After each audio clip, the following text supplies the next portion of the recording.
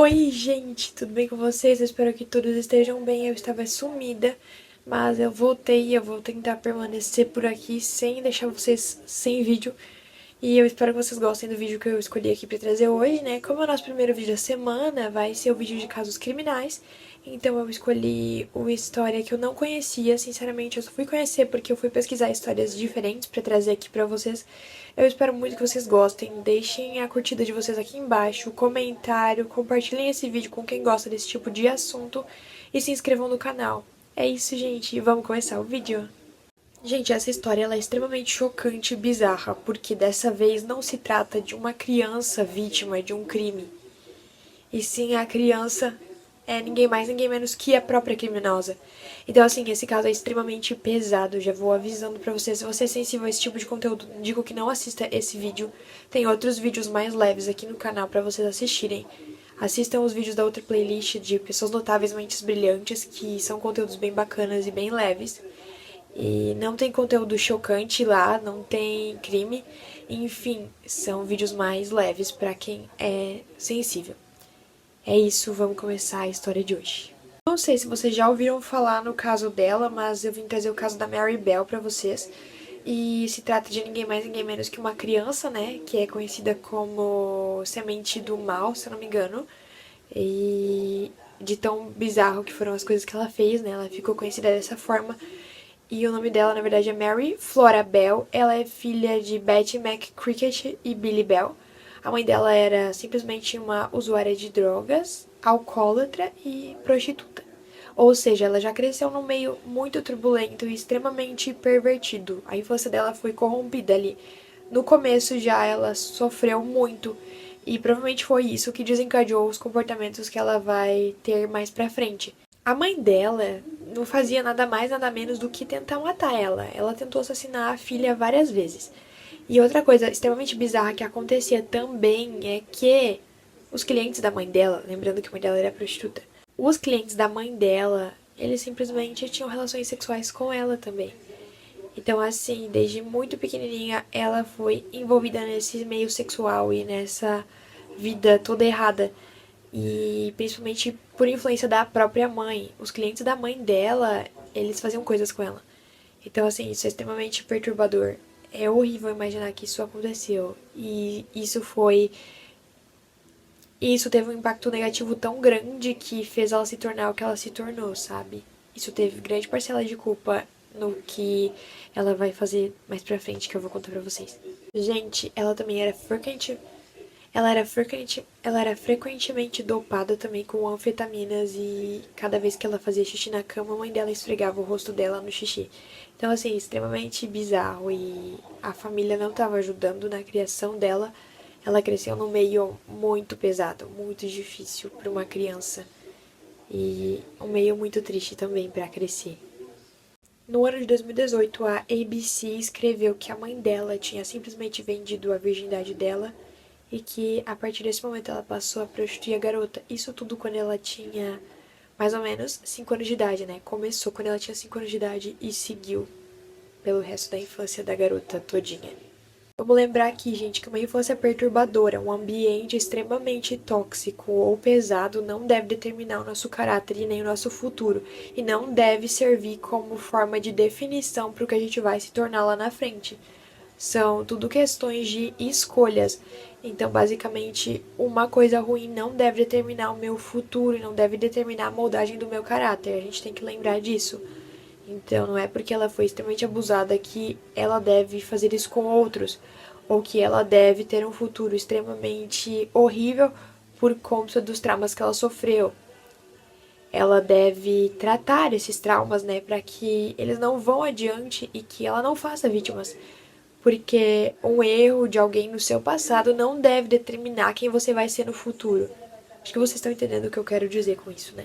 Ela tinha o rosto extremamente angelical, ela chamava muito a atenção por conta disso. Ela possuía o rosto típico de meninas de comerciais de televisão, né, de atrizes mirins. Então ela era toda fofinha, toda meiguinha, ninguém imaginava o que ela fazia por trás, né, o que ela seria capaz de fazer, na verdade. Porque aqui ainda não tinha acontecido nada. Ela não tinha feito nada, ela só tinha sofrido, né, até então.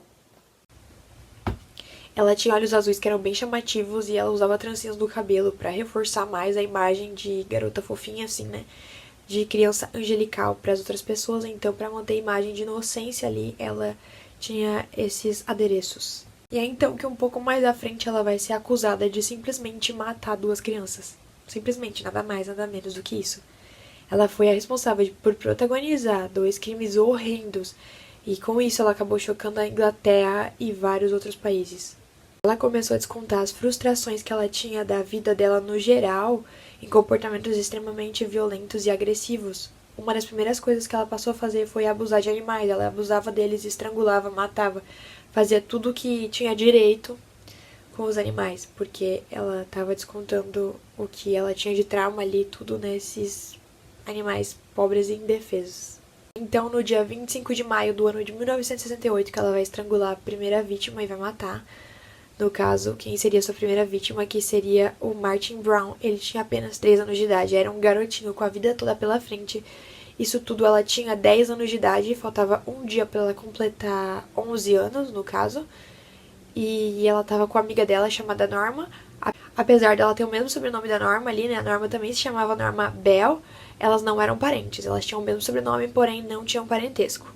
A Norma estava envolvida nesse assassinato desse garoto também. Ela tinha 13 anos de idade quando as duas fizeram isso. Esse foi só o primeiro crime que ela cometeu, né? O primeiro da sua listinha ali, a primeira atrocidade que ela cometeu contra um ser humano, porque ela já tinha torturado animais. A gente tem que lembrar que ela já tinha matado alguns animais e torturado eles. Então não foi a primeira vítima dela, mas sim foi a primeira vítima humana que ela fez. É em julho desse mesmo ano que ela vai fazer a sua segunda vítima, que era Brian Hove. Ele tinha apenas 4 anos de idade. É dito que, além de matar, ela esfolou a pele do órgão genital dele. Em alguns lugares diz que só foi marcada a inicial da Mary na barriga do garoto, e em outros já diz que a inicial da Norma também foi marcada na barriga dele, ou seja, foi marcado o M e o N. A princípio, os investigadores não começaram ali desde o princípio a achar que se tratava de um crime. Eles achavam que era basicamente uma brincadeira de criança que havia dado errado. Eles não achavam que se tratava de um homicídio. É dito que a reação dela foi extremamente bizarra e estranha após a morte dos dois garotos. No velório do Martin, ela chegou a ir até o local e levar a tia dele no local onde estava o corpo. Ela também chegou a perguntar para a tia se ela chorava por causa do Martin e se ela sentia falta dele. Já no caso do Brian, é dito pelo inspetor que no velório a garota ria e esfregava as mãos enquanto ela observava o caixão. Extremamente perturbador tudo isso. Só digo isso. Então as garotas são pegas pela polícia, né? E aí, nesse momento, uma passa a acusar a outra por autoria desses homicídios, né? Então uma fica acusando a outra. Elas chegaram até a ir a júri popular. A Norma acabou sendo inocentada, já a Mary acabou sendo culpada pelos dois homicídios, né? Ela foi então diagnosticada com o laudo de que ela era uma psicopata ardilosa e sem remorsos. Ela chegou a afirmar que ela matava por prazer e emoção. Ela foi presa e é dito que ela participou de várias tentativas de fuga, mas nenhuma com sucesso. Ela também se envolveu em várias relações amorosas dentro da cadeia e em vários casos de abusos sexuais dentro do ambiente da prisão também. Apesar de tudo isso, ela ganhou direito à liberdade condicional por ter cumprido 12 anos, né, de prisão, que era a pena total dela. Então, ela ganhou isso aos 23 anos de idade. Ela foi solta em 1980 e em 2003 ela teve o direito de reconstruir sua vida em anonimato até o fim, né, dela.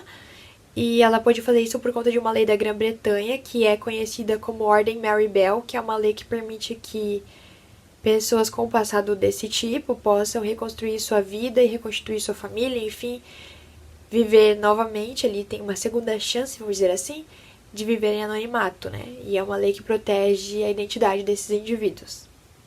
A lei que garante essa proteção para eles. Após isso, ela se casou e teve uma filha que acabou sabendo do passado da mãe só quando tinha 13 anos de idade, por conta da identidade da mãe e da localização da residência da família ter sido descoberta por alguns jornalistas.